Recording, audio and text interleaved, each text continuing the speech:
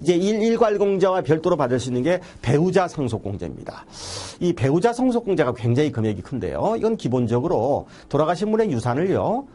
그분만의 재산으로 보지 않는 시각입니다. 배우자와의 공동의 노력에 의해서 형성된 재산이기 때문에 배우자의 지분을 상당 부분 인정을 하고 그 부분은 본인의 재산을 찾아가는 개념으로 보는 것이에요. 실질적인 재산의 이전으로 보지 않는다. 그래서 세금을 거의 매기지 않겠다는 취지로 받아들이시면 됩니다. 그래서 상당히 많은 금액을 공제를 해주게 됩니다. 자, 배우자 상속공제는 다음에 두 금액 중에서 적은 금액을 공제하는 건데요. 최소 금액이 5억 원이고요. 최대 금액이 30억입니다. 그러니까 아무리 적어도 5억 원, 아무리 많아도 30억. 그 바운다리 내에서 이제 공제를 받는 것이에요. 그래서 미니멈 한도는 5억, 맥시멈 한도는 30억이다 이렇게 생각하시고, 자, 첫 번째는 배우자가 실제 받은 것만큼을 빼줍니다. 배우자가 실제 상속받은 거. 뭐 이거는 이제 법정 지분이 되건 또는 이제 유언이 되건 그래서 배우자 몫으로 실제 상속 등기가 돼서 배우자가 실제로 분배받은 재산을 무조건 빼주는 것이다. 근데 이제 여기 이제 실링을 두는 것이죠. 그럼 배우자가 전부 다 받으면 전부 다 공제가 됩니까? 그렇지는 않다는 얘기죠. 아까 말씀드린 대로 30억이라는 그 한 실링을 그래서 두는 것이에요. 배우자가 다 재산을 물려받게 되면 상속세는 하나도 안 내게 되는데 그런 경우가 생겨서는 안 되겠죠. 그래서 최대 한도는 30억이다 이렇게 보시고요.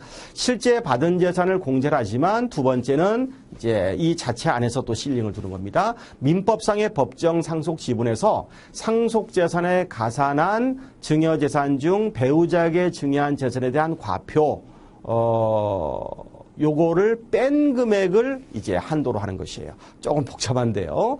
민법상의 법정 지분을 한도로 한다고 생각하시면 됩니다. 그런데 다만 이제 그러니까 민법상 지분이 만약에 예를 들면 전체 재산의 한 40%다. 그러면 20억 재산이면 8억이지 않겠습니까? 그러니까 8억인데 만약에 배우자에게 한 20억 또는 15억을 이렇게 준다고 하면 그런 경우는 20억 또는 15억을 다 공제해 주는 게 아니고 민법상의 지분을 초과해서는 공제를 안 해준다는 뜻이에요. 그래서 민법상의 지분 자체가 이제 실링이 되는 겁니다. 1번과 2번 중에 적은 거니까요. 그래서 바로 이제 민법상 지분을 최대한도로 하는 것인데 다만 이제 사전에 배우자에게 10년 이내에 증여한 부분이 있다 그러면 그 부분이 상속재산의 카운트가 되지 않습니까? 그 부분은 차감을 하게 되는 것이에요.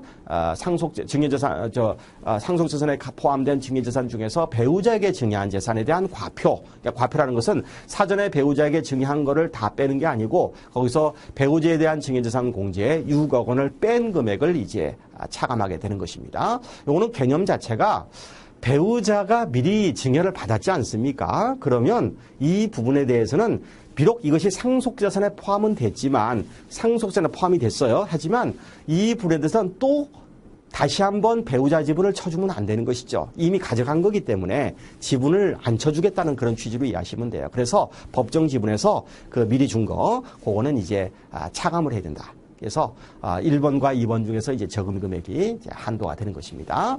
자, 좀 더 우리가 구체적으로 도식화를 시켜보면 배우자가 실제 받은 재산을 공제하되 한도가 있었죠. 2번을 보시면 상속재산에서 배우자의 법정 상속분을 곱합니다. 지분을 곱합니다. 그러면 배우자와 두 자녀가 있다고 한다면 배우자의 지분은 3.5분의 1.5였죠.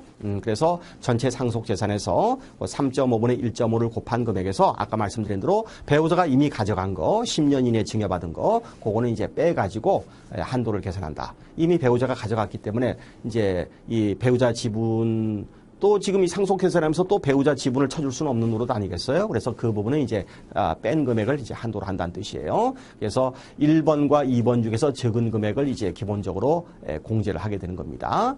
그리고 이제 이 금액이 1번과 2번 금액 중에 적은 금액인데 이 금액이 30억 원을 넘을 수는 없다. 그래서 최대 맥시멈 한도는 이제 30억으로 이제 제한을 해서 1번과 2번과 3번 중에서 이제 적은 금액을 공제한다고 보시면 됩니다. 그리고 마지막으로는 이제 1, 2, 3번 중에서 적은 금액을 공제하는데 그 금액이 만에 하나 5억 원이 안 된다고 치면 그 5억 원은 기본적으로 받을 수 있는 거니까 1, 2, 3번 중에서 적은 금액하고 이제 4번 즉 5억 원 중에서는 큰 금액으로 가는 것이죠. 그래서 기본적으로는 이제 5억 원을 공제받는다라고 이제 보시면 되겠습니다.